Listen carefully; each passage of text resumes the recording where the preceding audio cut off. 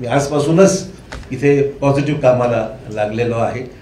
मला बावनकुळेजींनी आत्ताच पावती दिलेली आहे पक्षप्रवेशाची आणि त्यांना मी पैसे देऊन सुद्धा म्हणजे उधार ठेवलेलं नाही. जी काही फीज आहे ती त्यांना मी पक्षप्रवेशाची त्या ठिकाणी दिलेली आहे.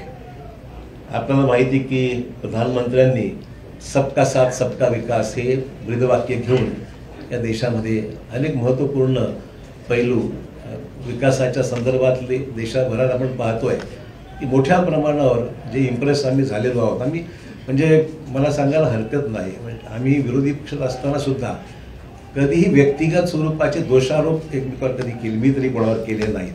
आणि जे चांगलं काम झालं, आमच्या काळात जे चांगलं काम झालं त्याची प्रशंसा देवेंद्र भाऊंनी वेळोवेळी केली.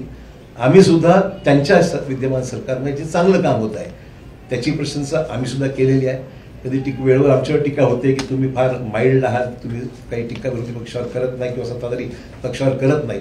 हेतू तो नाही आहे. महाराष्ट्राची जी परंपरा आहे, जी सभागृहामध्ये एकमेकाविषयी असलेली जी भूमिका असते विरोधी म्हणून, ती बजा प्रामाणिकपणे विरोधात असताना केलेलीच आहे.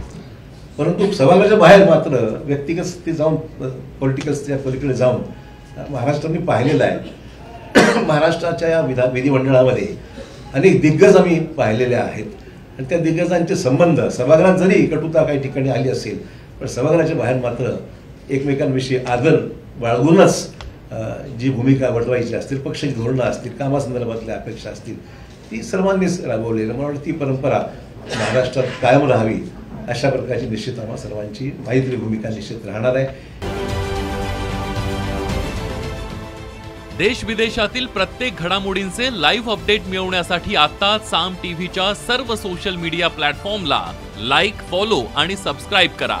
तसंच सर्व नोटिफिकेशनसाठी बेल आयकॉन प्रेस करायला विसरू नका.